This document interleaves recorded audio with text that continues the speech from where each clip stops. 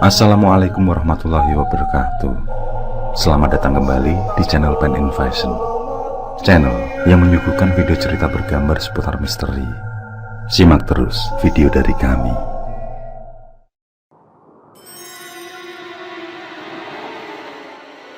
Di bulan Oktober tahun 2014 menjadi kisah tidak terlupakan bagi Nining Sukarni. Kabar kematian putranya Mbak Petir di siang bolong. Nining tidak habis pikir bagaimana bisa putranya yang dekat di hati dan menjadi tulang punggung keluarga itu, hidupnya berakhir mengenaskan. Kematian Febri Andriansah yang mengubah diri menjadi perempuan dan berganti nama Mayang Prasetyo, dibunuh oleh suaminya sendiri, Markus Peter Volke. Waria berusia 27 tahun asal Indonesia itu menjadi korban pembunuhan sadis di Tenerife, Queensland, Australia. Tubuhnya dimutilasi lalu dimasak suaminya, Markus Peter Volke, yang seorang warga negara Australia. Hal itu terungkap setelah tetangga mengeluh mencium bau tidak sedap sejak Kamis 2 Oktober 2014. Aroma busuk itu disebutkan berasal dari apartemen yang ditinggali Markus bersama Mayang.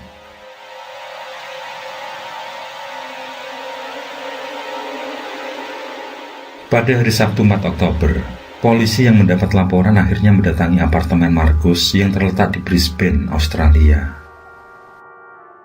Namun pria berusia 28 tahun berkebangsaan Australia itu sudah melarikan diri.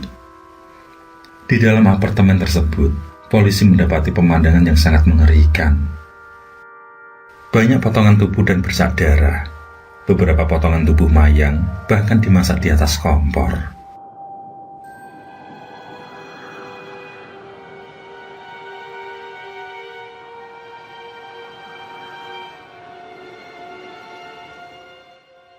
Pada akhirnya, Markus berhasil ditemukan beberapa ratus meter dari apartemennya, tapi dalam kondisi tidak bernyawa. Terdapat luka sayatan di leher. Pihak kepolisian menduga juru masak di kapal pesiar itu mati bunuh diri. Peter memilih mengakhiri hidupnya dengan cara menggorok lehernya sendiri di dekat sampah, sekitar 100 meter dari tempat tinggalnya. Peristiwa itu kontan membuat geger warga Australia, tidak terkecuali orang-orang yang dekat dengan Mayang dan Markus. Ibunda Mayang, Nining, mengaku sangat terpukul atas kepergian anak sulungnya itu. Dia tidak menyangka Markus tega menghabisi nyawa buah hatinya, sedangkan Markus merupakan pria kalem dan terlihat penurut. Nining mengungkapkan, terakhir kali Mayang berbicara padanya adalah di pekan lalu. Ketika itu, transgender cantik itu mencurahkan isi hatinya bahwa ia tidak betah tinggal di Australia. Mayang ingin kembali ke Bali. Meski sudah mencoba untuk beradaptasi di sana, seperti mulai memelihara anjing agar memiliki kesibukan yang bisa membuatnya betah di sana, tapi tetap saja merasa tidak nyaman tinggal di Brisbane. Untuk menenangkan anaknya, Nining menasihati agar Mayang menjaga sikap dan baik-baik di Australia. Dia juga menasihati agar Mayang tidak membuat konflik. Dalam pembicaraan terakhir itu, Mayang berkata akan mengirimkan uang untuk biaya sekolah kedua adiknya. Memang, sosok Mayang dikenal baik hati dan perhatian terhadap keluarganya. Dia pula yang membiayai saudara-saudaranya bersekolah. Salah satu teman Mayang yang menyampaikan belasungkawanya melalui Facebook menyebut Mayang sebagai wanita berhati besar dan mengenangnya sebagai malaikat cantik. Sedangkan mantan kekasih Mayang bernama Brad Whitehouse yang juga merasa kehilangan menyebutnya sebagai seorang pemimpin sejati dan seorang pemberani. Ia menuliskan kalau telah bertemu orang yang mengagumkan dan memiliki teman baru yang tidak ingin kehilangannya. Dalam postingan yang sama, Brad menceritakan mimpi Mayang yang ingin sekali menjadi seorang ibu. Sosoknya hidup sebagai seorang wanita dan ingin membuat langkah besar di suatu hari dengan menjadi wanita seutuhnya, mengadopsi anak dan menjadi ibu, serta menjadi seorang pengusaha yang sukses.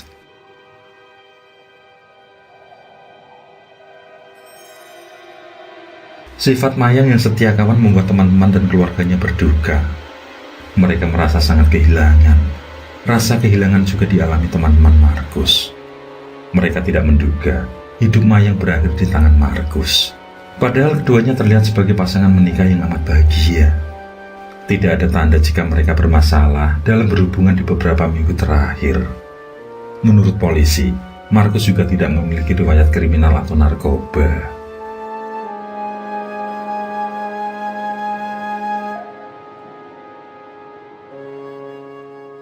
Berdasarkan informasi yang terpantau di laman Facebooknya, Peter Volke menjalin hubungan kasih dengan Mayang sejak awal Agustus 2013.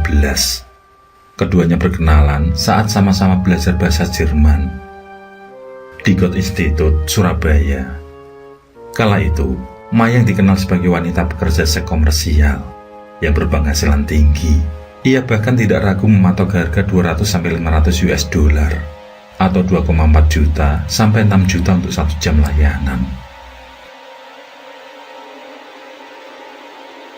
Dorothy Volke, ibunda Peter, mengakui anaknya dan Mayang menjalin hubungan lebih dekat saat keduanya sama-sama bekerja sebagai juru masak di sebuah kapal pesiar. Pada akhirnya, keduanya memutuskan menikah pada akhir bulan November atau Desember 2013. Ia menyebut Volke merupakan sosok pria yang pemalu dan tidak terlalu banyak bicara. Setelah menikah, keduanya kemudian pindah ke Brisbane dan tinggal di apartemen selama 3 bulan dan terlihat hidup harmonis. Sebelum tinggal di negeri Kanguru, Mayang lama tinggal di Bali. Dia merantau ke Pulau Bali sejak tamat dari bangku SMA pada 2005. Nining mengungkapkan, Mayang terlahir dan tumbuh hingga remaja sebagai laki-laki normal.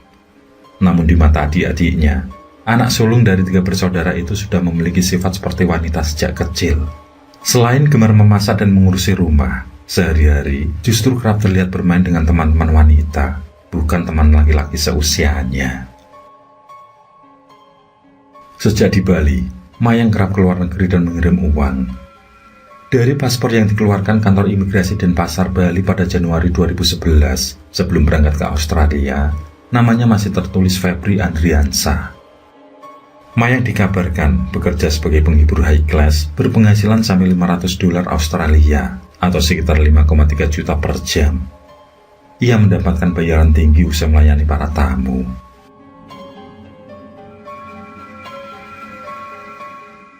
Dalam sebuah iklan yang memuat gambar Mayang sebagai international escort, tertulis biaya yang dibanderol 200 dolar sampai 500 dolar. Iklan lain yang lebih seksi dan menawarkan jasa juga sempat beredar di London.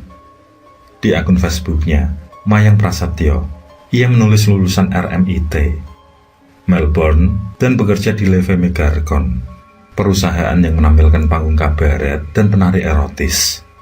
Meski berpenghasilan besar dan memiliki pasangan, kepada ibundanya Mayang mengaku tidak betah tinggal di negeri orang dan ingin kembali ke Bali. Entah alasan apa yang membuat Mayang ingin kembali ke Indonesia.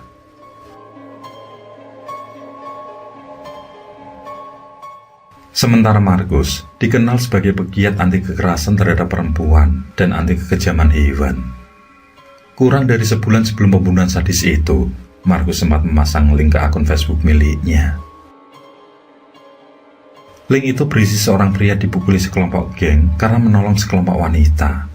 Dalam postingannya, Markus memuji korban dan menyebutnya Champion Man.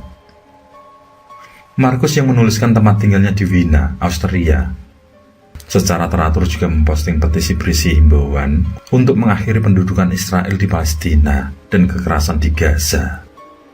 Namun, postingan-postingan Markus itu bertolak belakang dengan apa yang dilakukan terhadap Mayang. Ia memasak beberapa potongan tubuh Mayang dalam cairan kimia mendidih yang bentuknya seperti sup. Ibunda Markus, Dorothy Volke, mengaku sempat berbicara dengan anaknya sepekan sebelum peristiwa tragis itu terjadi. Dorothy mengungkapkan, tidak ada petunjuk atau pesan terakhir dari anaknya. Dorothy mengatakan tidak mengetahui apa yang terjadi antara putranya dan Mayang. Tapi dia menyebut, Markus adalah sosok pria normal yang sangat periang. Di mata para sahabatnya, Markus disebut sosok pria yang sangat dingin. Dia seorang pendiam, tidak banyak bicara. Kadang sifatnya naik turun dan bisa kehilangan kontrol. Markus disebut orang yang sedikit berbeda dan memiliki sisi gelap. Selain menjadi koki, sebelumnya diketahui kalau Markus bekerja sebagai gigolo. Pria itu sebelumnya bekerja di rumah bordir di Denmark.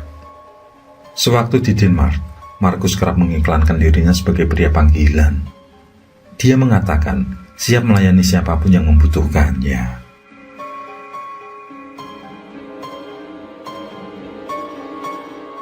Markus yang oleh teman-temannya dikenal gemar berolahraga, kemudian kembali ke negara asalnya, Australia.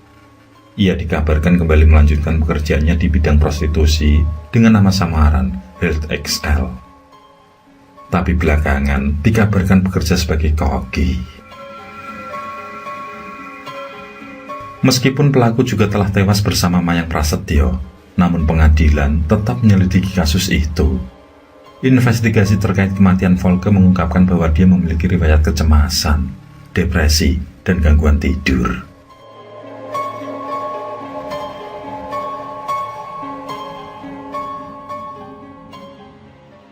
Setelah kejadian mengerikan yang menimpa Mayang, Konsulat Jenderal Republik Indonesia di Sydney menyatakan telah mengetahui kasus yang menimpa Mayang. Namun KJRI belum bisa memulangkan jenazahnya, karena kasus tersebut masih diselidiki polisi Australia. Mayang diduga tidak melapor ke Konsulat Republik Indonesia pada saat tiba di Australia. Sebab namanya, baik Mayang Prasetyo ataupun Febri Ardiansyah, tidak terdapat dalam database KJRI. Kendati demikian, Kementerian Luar Negeri Republik Indonesia telah mengirim stafnya ke Bandar Lampung untuk menemui Ibu Mayang. Menurut pihak keluarga, transgender berusia 27 tahun itu akan dimakamkan di Lampung yang merupakan kampung halamannya. Kematian tragis Mayang tidak hanya menjadi perhatian publik di Indonesia dan Australia, tapi juga publik dunia. Kasus kematian Mayang juga menjadi perhatian kelompok peduli transgender Australia. Mereka tergugah dengan kasus Mayang gara-gara banyak media, khususnya media luar negeri, menyebut Mayang sebagai simel atau ladyboy.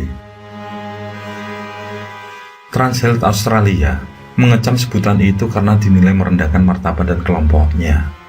Karena itu, mereka menuntut permintaan maaf dari media-media yang menyebut Mayang Prasetyo sebagai ladyboy atau simel.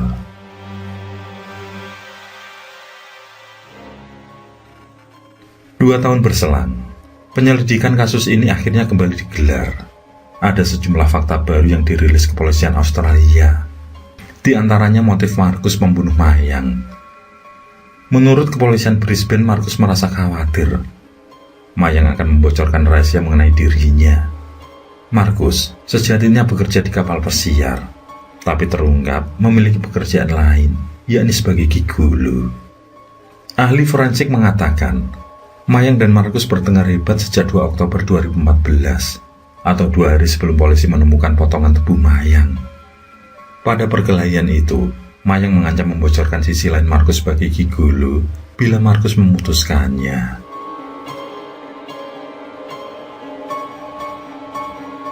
Terungkap pula, Mayang dan Markus menikah karena hubungan itu saling menguntungkan keduanya. Dengan menikahi Markus, maka Mayang bisa mendapat visa untuk tinggal di Australia. Sementara Mayang yang bekerja sebagai prostitusi transgender kelas atas membantu Markus melunasi hutangnya sebanyak 120 juta. Atas hal itulah Markus membunuh Mayang Prasetyo. Bahkan sangat keji dan sangat tega. Tubuhnya dimutilasi. Ada yang berserakan di lantai dasar apartemen, ada yang dimasak di panci raksasa, dan ada yang direbus dengan cairan kimia.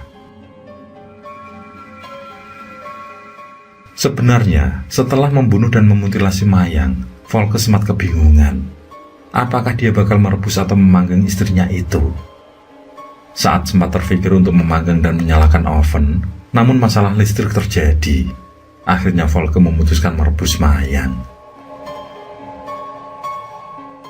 Selayak pembunuh berdarah dingin, Volker tampak santai saja memanggil tukang listrik dan menyuruhnya mengecek kerusakan. Menurut tukang listrik bernama Brad Coyne, dia mengendus bau anyir seantero apartemen itu. Coyne mengatakan, colokan listrik di apartemen Volke meleleh dan menetes ke oven. Lalu terjadilah ledakan yang mengakibatkan mati listrik. Dengan tetap menjalankan tugas, Coyne masih bertanya-tanya bau anyir dan busuk yang tercium di sekelilingnya. Dengan santai Volke mengatakan, dia tengah memasak kaldu babi. Antara percaya dan tidak, Coyne mengatakan kaldu babi itu semakin menyengat dan membuatnya ingin muntah. Segera, dia menyelesaikan pekerjaannya, lalu buru-buru kabur dari apartemen.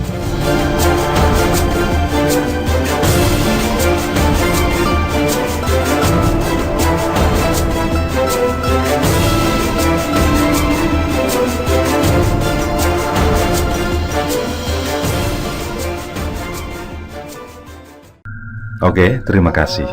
Semoga kawan-kawan terhibur, dan untuk ke depan, semoga channel ini bisa lebih baik lagi. Akhirul kalam, wassalamualaikum warahmatullahi wabarakatuh. Sesandingan hormat kali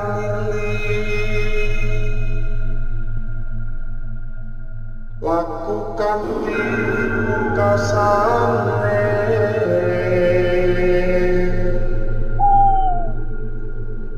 Anda